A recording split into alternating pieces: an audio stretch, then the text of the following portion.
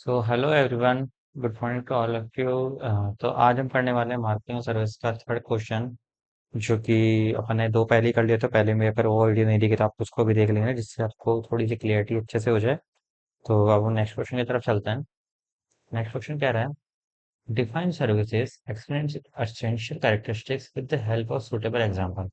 कि अपन को सर्विसेज तो डिफाइन करनी है, उसके अलावा अपन को जो कैरेक्टरिस्टिक्स हैं किसके सर्विसेज के, उसको एग्जांपल के साथ शो करना है। तो पहले डेफिनेशन क्या कहती है सर्विस की? Services are the intangible economic activities that provide value to consumers without resulting in the ownership of the physical product. तो जो सर्विसेज है वो एक इंटेंजिबल एक्टिविटी होती है, इंटेंजिबल इकोनॉमिक एक्टिविटी होती है, जो क्या प्रोवाइड करती है? वैल्यू प्रोवाइड करती है किसको? कस्टमर्स को। जो रिजल्ट करता है किसमें? फिजिकल प्रोडक्ट ऑफ ओनरशिप की, जो ओनरशिप होती है उसकी फिजिकल प्रोडक्ट के ऊपर। They involve an exchange of skill, expertise और experience to fulfil customer need. ये जो सर्विसेज होती है वो टेंजिबल नहीं होती, टेंजिबल नहीं होती तो उसमें क्या रहता है कि अपन उसको गुड्स ट्रांसफर नहीं कर सकते। गुड ट्रांसफर नहीं कर सकते तो क्या करते हैं? अपन को सर्विस देते हैं। सर्विस किस तरीके से करते हैं? एक्सचेंज ऑफ स्किल की, जिसको जैसे बार्बर है, बार्बर की स्किल होगा, एक्सपर्टीज कितना एक्सपर्ट है वो, कि सामने वाले को देख करके बता सकता है कि इसमें किस तरीके का हेयर कट शूट करेगा, या फिर जो भी तरीके का एक्सपीरियंस की, उसको कितने साल का एक्सपीरियंस हो जाएगा, उसके बेसिस पे वो कस्टमर की नीड को फुलफिल करता है। एग्जाम्पल क्या है? जैसे बैंकिंग हो गया, हेल्थ केयर हो गया, हॉस्पिटलिटी हो गया, एजुकेशन हो गया, ट्रांसपोर्टेशन हो गया, कॉमन सर्विसेज इंडस्ट्री। अगर हम इन सब चीजें इंडस्ट्रीज में देखा जाए, इन सब एग्जाम्पल्स को देखा जाए, तो अपन एक ही चीज कंपनी कंक्लूड करेंगे कि इसमें अपन को कोई गुड्स नहीं मिलता, कोई टेंजिबल आइटम नहीं मिलता। बैंकिंग में अपन बैंकिंग सर्विसेज देते हैं, हेल्थ केयर में हेल्थ सर्विस देते हैं, हॉस्पिटलिटी में रूम सर्विस लेते हैं, एजुकेशन में सर्विस देते हैं कि आज जैसे मैं पढ़ा रहा हूँ, वैसे कोई और टीचर पढ़ा रहा है, तो उसके अकॉर्डिंग अपन मैं भी आपको सर्विस प्रोवाइड कर रहा हूँ, इस तरीके से। डेफिनेशन क्या है फ्लिप कलर की? सबसे इंपॉर्टेंट है ये याद करनी है कि इकोनॉमिक्स के या फिर मार्केटिंग में जो भी होता है उसमें फ्लिप कलर की डेफिनेशन सबसे इंपॉर्टेंट पार्ट प्ले करती है। तो इसको याद करनी है, हमारे को नोट कर लेना है इसको, कि ये सर्विसेज एंड एक्टिविटी और benefit that one party can offer to another that is essentially intangible and does not result in ownership of anything. कि जो सर्विस है वो एक एक्टिविटी है और एक फायदा है किसको? जो एक पार्टी प्रोवाइड करती है दूसरी को, जो कि इंटेंजिबल तो होती है लेकिन उससे रिजल्ट नहीं करता किसी ऑनरशिप के ऊपर। कि अपन सर्विस में किसी को ऑनरशिप ट्रांसफर नहीं करते। अगर अपन देखो हॉस्पिटैलिटी की बात की जाए, तो रूम सर्विस होती है जो अपन रूम रेंट पे लेते हैं। उस रूम रेंट पे लेते हैं, रूम का अपन रेंट पे करते हैं। तो रेंट पे करते हुए जैसे 2 नाइट्स का अपन ने रेंट लिया, मतलब रूम रेंट पे लिया। सिर्फ उस 2 नाइट्स के लिए जो है वो रूम अपने पास है, बट अपने पास उसका ऑनरशिप नहीं, ऑनरशिप वो मैनेजमेंट के पास रहेगा, उसको होटल के पास ही रहेगा। एसेंशियल कैरेक्टरिस्टिक लेते हैं आगे, की कैरेक्टर्स क्या क्या क्या है इसके। पहला है इंटेंजिबिलिटी। डेफिनेशन क्या है इसकी? Services cannot be seen, touch और स्टोर्ड बिफोर परचेज। कि सर्विस को अपन परचेज करने से पहले ना तो देख सकते हैं, ना टच कर सकते हैं, ना स्टोर कर सकते हैं। मतलब वो पता लगे कि अपन बाद में नहीं कर सकते, बट उसको अपन फील कर सकते हैं। किसके बेसिस पे? Customer must rely on experience, reviews और brand reputation to access quality. कि अपन एक्सपीरियंस के ऊपर, कि जैसे आज कोई गाड़ी लेनी है अपन को, कि लाइक अपन अपना एग्जाम्पल मोबाइल फोन ले लेते हैं। एक न्यू कंपनी लॉन्च हुई है, वो उस कंपनी का फोन, और एक ओल्ड कंपनी जिसकी अच्छी खासी ब्रांड एस्टेब्लिश हुई गई है। तो आप उसके ऊपर देखेंगे तो कौन सा ज्यादा अपन प्रेफर करेंगे? जिसकी ब्रांड है उसके ऊपर सर्विस सेंटर भी ज्यादा होंगे। इस तरीके से एग्जाम्पल क्या है? A doctor's consultation can not be physically examined before receiving the service. कि जब तक अपन किसी डॉक्टर को सर्विस को अपन लेंगे नहीं, उसको अपन एग्जामिन नहीं कर सकते। उसको अपन किसके बेसिस पे सर्च कर सकते हैं? कि उसका नाम कैसा है, उसके बारे में और लोग क्या कहते हैं, उसके रिव्यूज क्या है, इस तरीके से। An airline ticket provides the services of transportation but does not give a physical product. So वही जो मैंने हॉस्पिटलिटी का एग्जाम्पल लिया था, उसके अकॉर्डिंग देखो कि जो एयरलाइन टिकट्स हैं वो अपन को ट्रांसपोर्टेशन सर्विस प्रोवाइड करती हैं, बट कोई फिजिकल प्रोडक्ट नहीं देती। मतलब ये नहीं कहती कि आप हमारा, आपका एयरलाइन हो गया, आपका एयरप्लेन हो गया, कुछ इस तरीके से।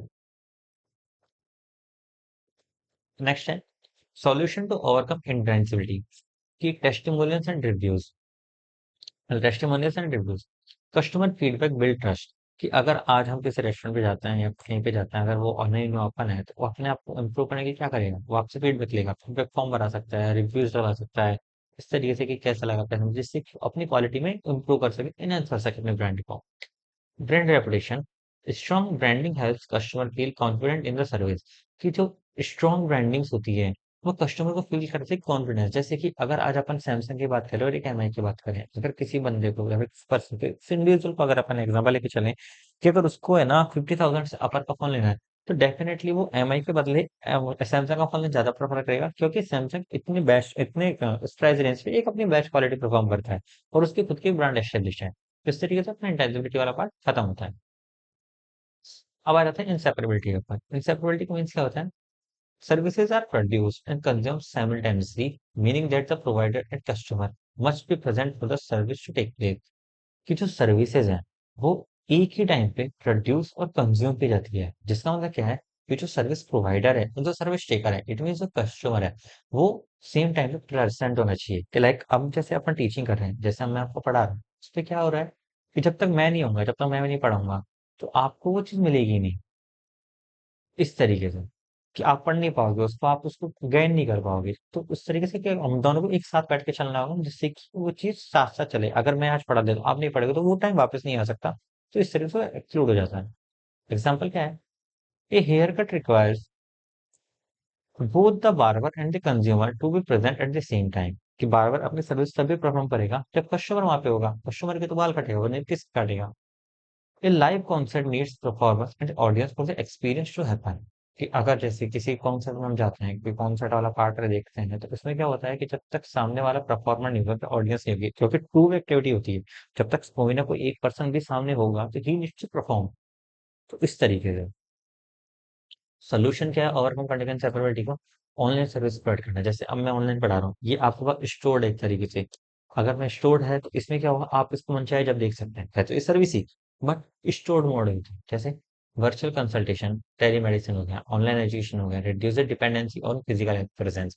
कि अब जैसे मेरे सामने इस टाइम कोई नहीं है, इट्स नॉट नेसेसरी कि सामने कोई बंदा हो, तो ये वन वे भी हो सकता है। बट जैसे अगर आप फेस टू फेस पढ़ रहे हैं, तो टीचर भी आपको तभी पढ़ाएगा जब आप सामने बैठे हो।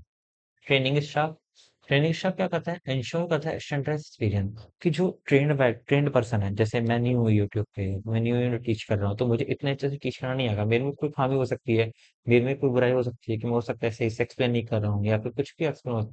तो आप उस चीज को कैसे एक्सप्लेन करोगे? तो मुझे रिव्यूज दे सकते हो, उस रिव्यूज के ऊपर मैं अपने आप को इम्प्रूव कर सकता हूँ, जिससे कि आगे जो नेक्स्ट वीडियो है, कि मैं उस पर बता सकता हूँ, अपने आप को इम्प्रूव कर सकता हूँ, कि हाँ भाई ऐसे ऐसे मेरे को ये था, मैंने ये करा। तो इस तरीके से आप जो मुझे गलती बताओगे, मैं उसको इम्प्रूव कर सकता हूँ इस तरीके से। ट्रेनिंग स्टाफ में क्या रहता है कि आप जितना जितना ट्रेन होते जाओगे, जितना जितना पुराने होते जाओगे, जितना उस चीज एक्सपीरियंस गेन करते जाओगे, तो उसके ऊपर आपके स्टैंडर्ड बढ़ते जाएंगे, और अपनी क्वालिटी को बेटर परफॉर्म कर पाओगे। थर्ड है वेरिएबिलिटी, हेट्रोजेनिटी। इसमें क्या आता है? The quality of services varies depending on who provides it, when, where and how. कि मतलब जो क्वालिटी ऑफ सर्विस की है, वो किससे परफॉर्म करते हैं, कि कौन इसको परफॉर्म कर रहा है, कब कर रहा है, कहाँ कर रहा है, कैसे कर रहा है। Human involvement makes it difficult to ensure uniform quality. अब लाइक क्या करते क्या हैं, जैसे मेरे एग्जांपल ले लेता हूँ, कि मैं आज पढ़ा रहा हूँ, हो सकता है कि मेरा आज मन नहीं है आपको पढ़ाने का, मैं बेमन से पढ़ा रहा हूँ, तो मैं आपको अच्छे से एक्सप्लेन नहीं कर रहा, और किसी किसी दिन मेरा बहुत अच्छा मन है, तो मैंने वो जो 5-6 मिनट की वीडियो बनती है, वो 10-12 मिनट की बना दी, क्योंकि मैंने उसको बहुत ज्यादा एक्सप्लेन कर दिया, जिससे आपको अच्छे से समझ में आ पाए। तो इस तरह क्या रहा है कि कौन प्रोवाइड कर रहा है। हो सकता है कि मेरे को और कोई टॉपिक कवर करना था, तो उसको मैंने मेरी जगह किसी और को बोल दिया, तो ये टॉपिक कवर कर ले।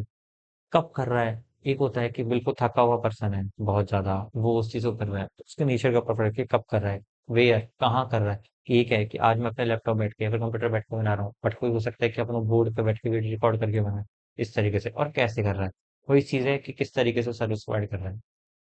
Example, the same meal at McDonald's may taste significantly different depending on the chef.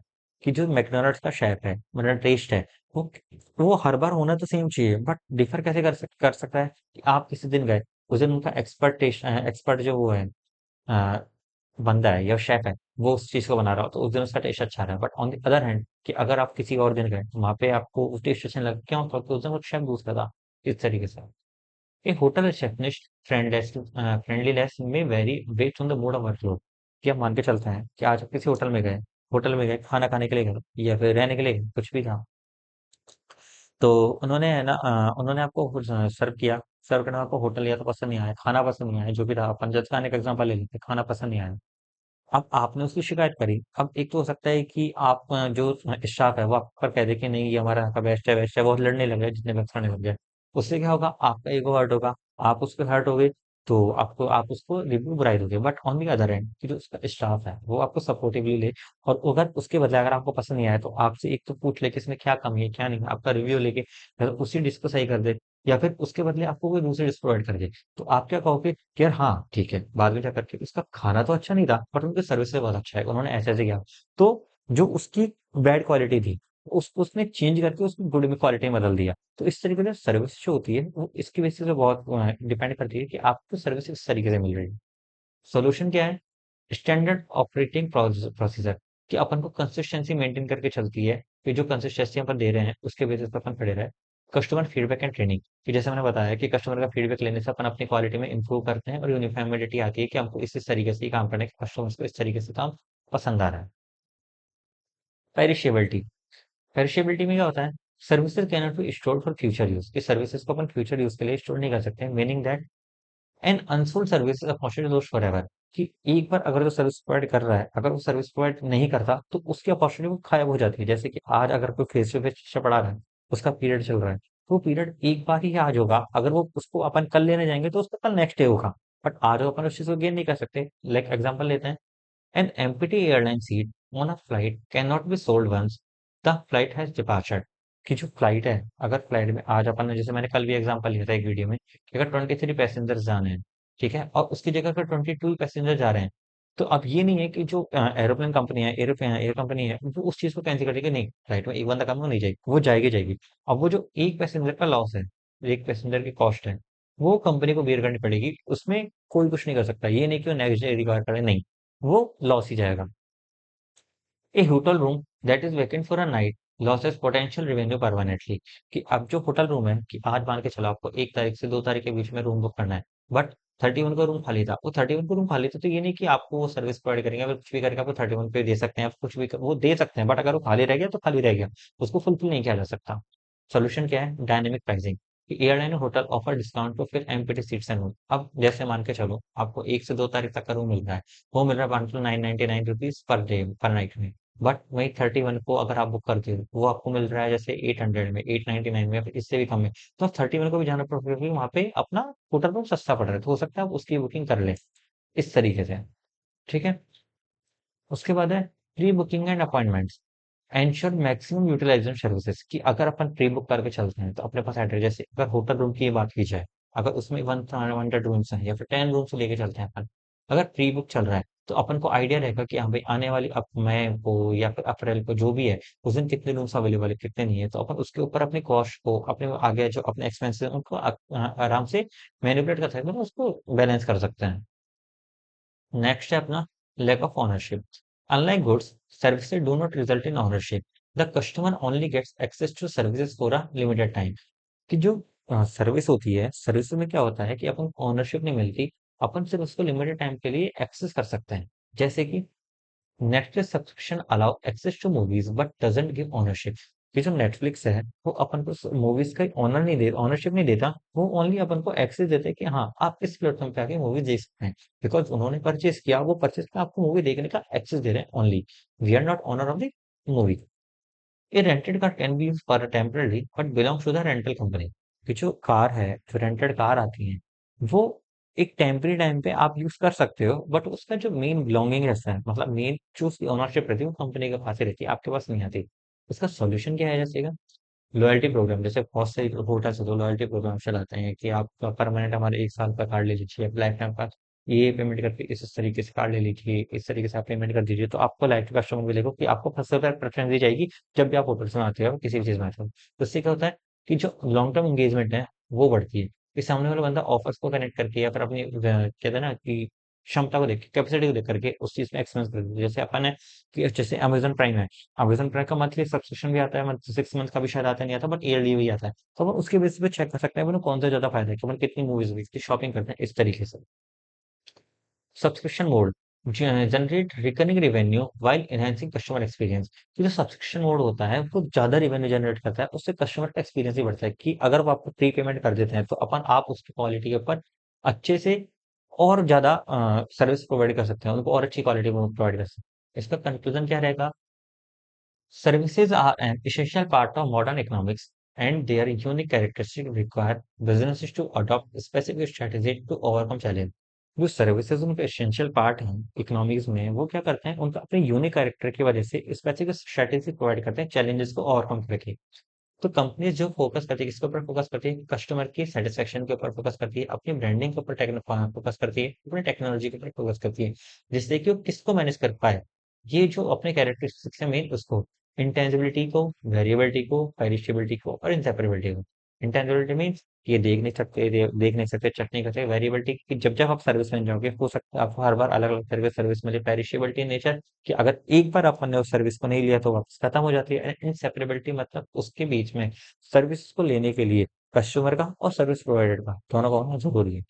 तो आई होप आपको आज की वीडियो पसंद आई हो। तो अगर आपको ये वीडियो पसंद आई हो तो लाइक करें, चैनल को शेयर करें और वीडियो को लाइक करके शेयर शेयर करो, कमेंट करें। Thank you so much.